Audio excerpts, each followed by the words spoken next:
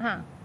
شوکت یوسفزئی صاحب آ گئے تو ان سے بات کرتے ہیں۔ شوکت صاحب کیا کہیے گا، کل وزیر اعظم نے پیشکش کی تعاون کی وزیر اعلیٰ کو، آج وزیر اعلیٰ نے جرگے کی دعوت دی ہے، اکراس پارٹی دی ہے تمام سیاسی قائدین، تمام سیاسی جماعتوں کے قائدین کو، تو یہ ان کی طرف سے جواب ہے وزیر اعظم کو،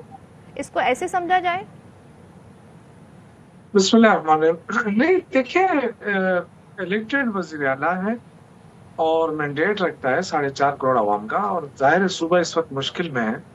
تو میرے خیال سے ایک جمہوری طریقہ تو یہی ہے نا کہ تمام پولیٹیکل پارٹیز کو بلا کے ان کے ساتھ بیٹھا جائے اور ایک مشترکہ لائحہ عمل بنایا جائے، اور وہ مشترکہ لائحہ عمل آگے لے کر چلا جائے، اسی پہ وفاقی حکومت بھی آئے بیٹھے، اس کے ساتھ ہی جو آئی تھنک یہ سب سے بیسٹ آپشن ہے کہ جب تک آپ کے پاس لوکل لوگ یعنی کہ قبائلی، کیونکہ زیادہ تر ایشوز قبائلی ایریاز کے اندر ہیں،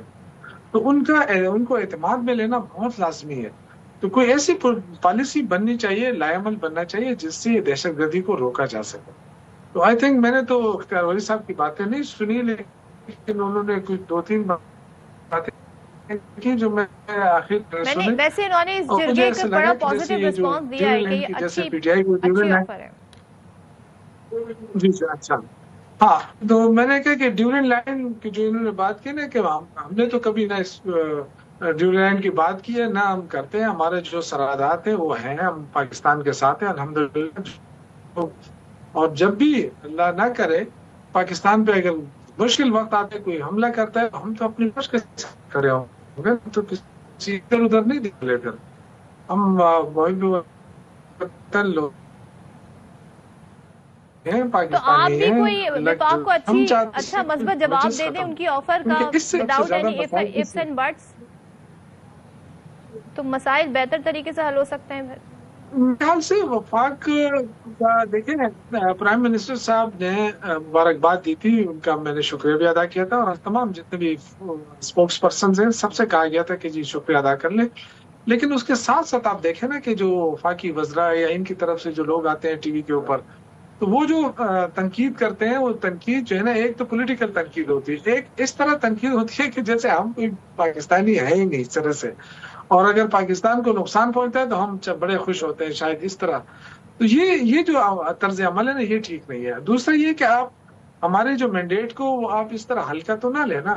تو کوئی بھی آ کے کہہ دیتا ہے جی گونرال لگ جائے گا، دیکھیں جی ہم یہ کہتے ہیں، یہ کوئی مذاق تو نہیں ہے نا، 4.5 کروڑ عوام کا مینڈیٹ ہے، اس طرح کوئی اخروٹ ہے آپ توڑ کے ادھر ادھر چلے جائیں گے، ایسا تو نہیں ہو سکتا ہے نا، آپ نے عزت دینی ہے ایک دوسرے کو، آپ نے بات سننی ہے، تو تب جا کے معاملات درست ہو سکتے ہیں،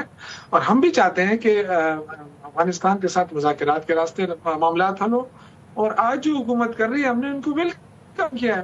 ہم نے کہا یہی طریقہ ہے، اور میرے خیال سے کوئی بھی سیاح بندہ ہو، سمجھدار بندہ ہو،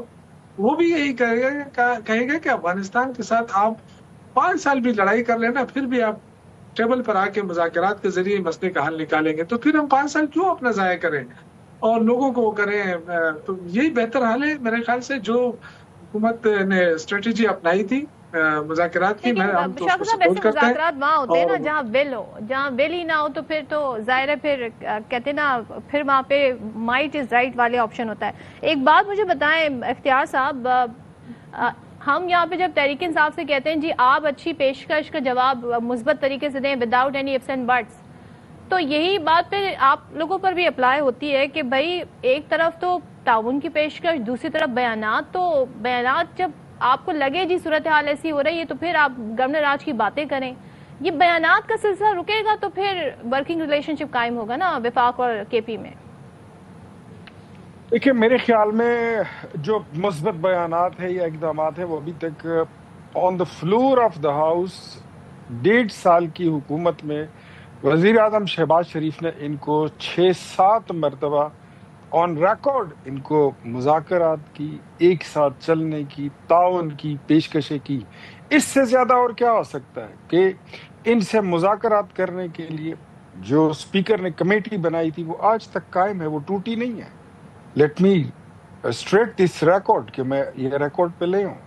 کہ وہ آج تک قائم ہے۔ ہم تو یہ چاہتے ہیں کہ پاکستان کی ترقی کی بات کریں، پاکستان کی عوام کی خوشحالی کی بات کریں، یہ جو 4.5 کروڑ عوام یہاں پر آپ کی مینڈیٹ آپ کا اصلی ہے جعلی ہے، دیٹ از اندر کیس، وہ ایک اندر سبجیکٹ ہے. ہم اس کو مانتے ہیں نہیں مانتے وہ الگ بات ہے. آپ ہمارے مینڈیٹ کو تسلیم کرتے ہیں نہیں کرتے وہ الگ بات ہے، دیٹ از پولیٹیکل ایشو. لیکن when it comes to the sovereignty of the Pakistan, when it comes to the sovereignty of Khyber Pakhtunkhwa اور اس کی ترقی اور خوشحالی کی بات ہو، اس کی سلامتی کی بات ہو، وہاں کے عوام کی زندگی کی بات ہو، تو پھر ہمیں اپنے سیاسی اختلافات ایک سائڈ پر رکھ کر پھر ہمیں یکلخت اور غیر مشروط انکنڈیشنلی ہمیں بیٹھنا ہوتا ہے. لیکن آپ کی باتیں ہیں ہمیشہ یہ یہ جو آپ ہوتی نے ہیں کہا کہ نا اختیار صاحب کہ وہ کمیٹی ابھی بھی قائم ہے نیگیٹو. اور متعدد آفر دی گئی، تو ذرا میں اس کا جواب لے لیتی ہوں. شوکت صاحب، ویسے اس پر جو آپ لوگوں نے اس وقت جواب دیا تھا تو کتنی بار وزیر اعظم نے پیشکش کی اور باقاعدہ کمیٹیاں بنی، وہ کہہ رہے ہیں ابھی تک فعال ہے. تو کیا وزیر اعلیٰ جو نئے آئے ہیں وہ اس بارے میں کچھ سوچ رہے ہیں؟ جس کمیٹی کا یہ ذکر کر رہے ہیں نا، اس کا انیشیٹو پاکستان تحریک انصاف نے لیا تھا. ہم نے کمیٹی بنائی تھی